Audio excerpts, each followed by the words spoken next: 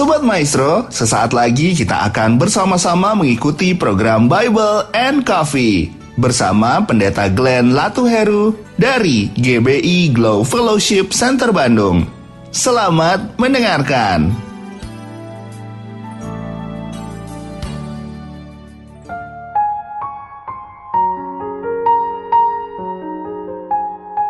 Shalom saudara dikasih dalam Tuhan, puji Tuhan. Kembali lagi hari ini saya menyapa setiap umat Tuhan melalui program Bible and Coffee. Saudara, saya rindu melalui program ini umat Tuhan terus tertanam dalam firman Tuhan. Umat Tuhan tetap terus kuat menghadapi badai hidup. Karena biar bagaimanapun setiap kita akan terus diperhadapkan dengan masalah. Setiap kita akan terus diperhadapkan dengan pergumulan. Tapi ketika kita terus merenungkan firman Tuhan, terus tertanam dalam firman Tuhan, maka seperti apa yang diumpamakan oleh Tuhan Yesus itu terjadi dalam kehidupan kita. Bahwa orang yang merenungkan firman Tuhan dan melakukannya, ia diumpamakan seperti orang yang mendirikan rumah di atas batu karang, ya kan? Ada badai, ada banjir, ada angin ribut, rumah itu tetap kuat karena didasari oleh batu karang. Demikian pula kehidupan kita. Kalau kita mendasari hidup kita dengan firman Tuhan, maka apapun badai, masalah, pergumulan yang kita hadapi, kita akan menjadi orang-orang yang tetap keluar sebagai seorang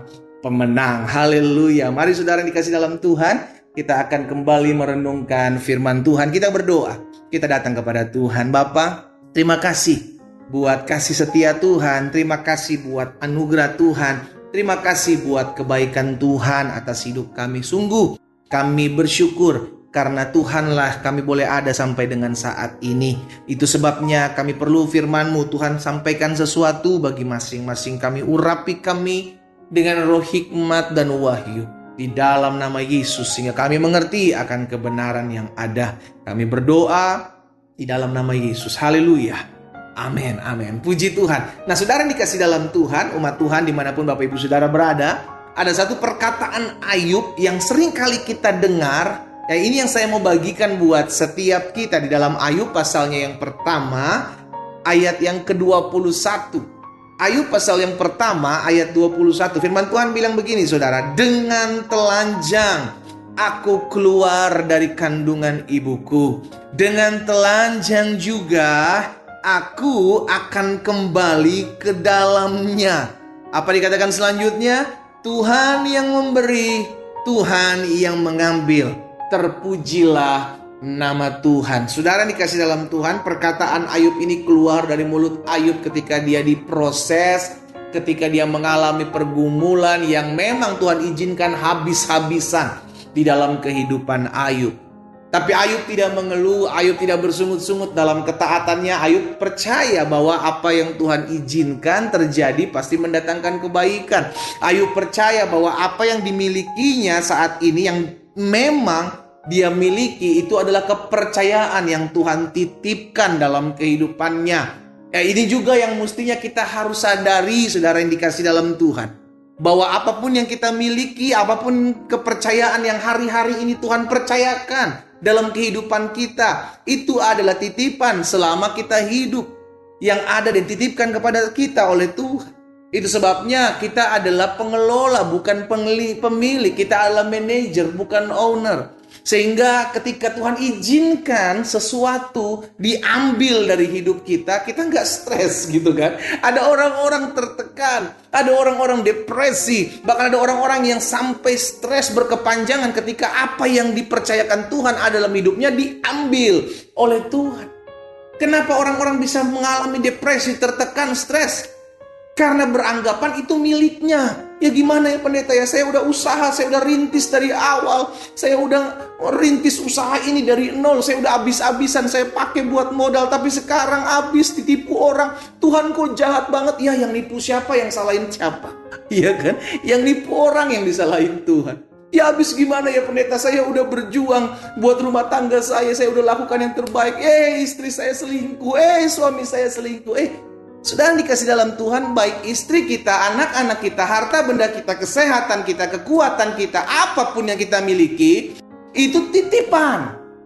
Kalau memang Tuhan izinkan itu dipinjam sementara, jangan stres, toh bukan punya kita. Iya kan? Ayub menyadari hal ini sehingga Ayub bisa bilang dengan telanjang aku keluar dari kandungan ibuku. Berarti Ayub menyadari aku datang ke muka bumi ini tidak membawa apa-apa. Kalaupun aku dipercayakan pada saat aku hidup ada memiliki apa-apa, itu kan titipan. Sehingga ketika diambil, Ayub tidak stres. Ayub bilang dengan telanjang aku datang, aku pulang kepada Tuhan juga dengan telanjang, dengan tidak membawa apa-apa. Tuhan yang memberi, Tuhan yang mengambil. Tuhan yang menitipkan, Tuhan juga yang memintanya kembali. Oke. Iya kan? Ada orang-orang gak terima ketika apa yang dititipkan Tuhan itu diminta lagi, diambil lagi. Lihat contohnya Abraham. Abraham dipercayakan Tuhan mendapatkan apa yang dia nantikan selama ini, Ishak. Wow, dia udah tunggu-tunggu, saudara, dikasih dalam Tuhan sebagai buah pertama dari janji Tuhan bahwa engkau akan menjadi bangsa yang besar. Tiba-tiba Tuhan minta untuk dipersembahkan, untuk dikorbankan. Abraham bilang, ya udah, kasih. Toh Tuhan yang memberi, Tuhan bisa memberikannya lagi, Tuhan yang memberi kok. Mental seperti ini yang harus kita miliki dalam hidup kita. Sehingga apapun yang kita punya, yang katanya adalah punya kita, ya kan? Yang katanya adalah hasil dari keringat kita, hasil dari perjuangan kita, kita lupa bahwa itu adalah pemberian Tuhan. Siapapun kita, apapun yang dititipkan Tuhan kepada kita, jangan menganggap itu menjadi milik kepunyaanmu yang harus dipertahankan, saudara.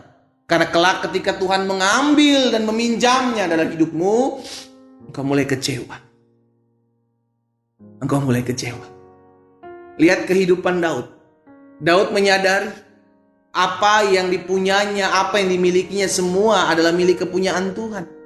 Makanya dengan perkataan ini Daud ucapkan dalam 2 Samuel 7 ayat 18. 2 Samuel 7 ayat 18 Daud bilang begini, lalu masuklah Raja Daud ke dalam, kemudian duduklah ia di hadapan Tuhan sambil berkata, siapakah aku ini ya Tuhan, Allahku, dan siapakah keluargaku, sehingga engkau membawa aku sampai sedemikian ini. Daud menyadari semua karena pemberian Tuhan. Itu sebabnya kenapa ketika anaknya mau mengambil kerajaannya, Daud gak membalas.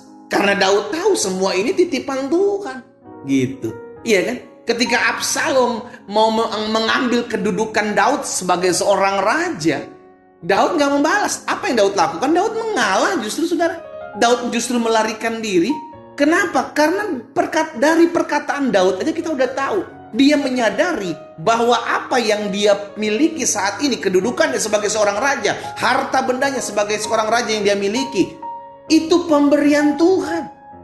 Sampai akhirnya dia terkagum-kagum, dia sadar siapa dirinya. Ada banyak orang percaya hari-hari ini gak sadar.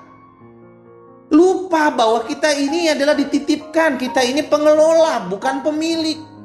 Ingat setiap ketika Tuhan Yesus memberikan perumpamaan tentang talenta. Ada 5, ada 2, ada 1. Kelola. Gunakan, pakai. Untuk kemuliaan Tuhan. Sehingga akhirnya ketika dipercayakan sesuatu, kita tahu, oh ini Tuhan titipkan dalam hidup saya. Oh ini Tuhan percayakan dalam hidup saya. Saya harus gunakan dengan baik. Sehingga kelak saya bisa mempertanggungjawabkannya. Kan begitu, saudara. Jadi hari ini kita diingatkan, ayo kita sebagai orang Kristen, orang percaya, sadar diri. Apa sih yang menjadi milik kepunyaan saya? Nggak ada kok. Saya datang ke dunia ini dengan telanjang. Saya pulang juga dari dunia ini, juga saya tidak membawa apa-apa. Semua yang saya miliki, semua adalah kepercayaan yang Tuhan titipkan untuk kita kelola, untuk memuliakan nama Tuhan selama kita hidup. Karena jangan pernah lupa, kita diciptakan untuk kemuliaan Tuhan. Mari sadar sama-sama, saudara dikasih dalam Tuhan, dimanapun kita berada. Semua itu cuma titipan Tuhan kok. Jangan sombong. Semua itu cuma titipan, bukan milik kita. Justru apa yang dipercayakan dalam kehidupan kita, kita pakai untuk mempermuliakan nama Tuhan. Kita berdoa, kita datang kepada Tuhan. Bapa, terima kasih buat benih firman-Mu. Kami percaya apa yang hari ini kami dengar itu tetap tinggal dalam hati kami, membuat kami sadar diri, tidak menjadi orang-orang yang tinggi hati, tidak menjadi orang-orang yang sombong. Ketika kami dipercayakan segala sesuatu mungkin melebihi dari orang-orang di sekeliling kami.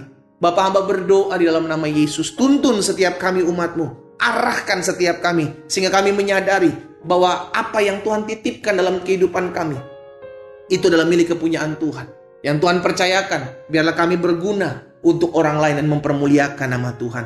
Hamba juga berdoa buat yang sakit, dimanapun mereka berada di dalam nama Yesus. disampaikan firman, disembuhkan mereka terjadi dalam hidup mereka. Hamba juga berdoa buat mereka yang susah, mereka yang berbeban berat. Tuhan berikan kelegaan. Allah memberikan penghiburan bagi setiap mereka. Terima kasih Bapa. Di dalam nama Tuhan Yesus Kristus kami berdoa. Haleluya. Amin.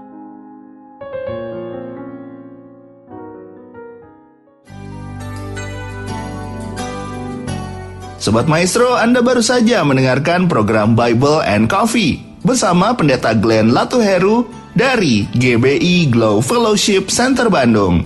Terima kasih atas perhatian Anda. Tuhan Yesus memberkati.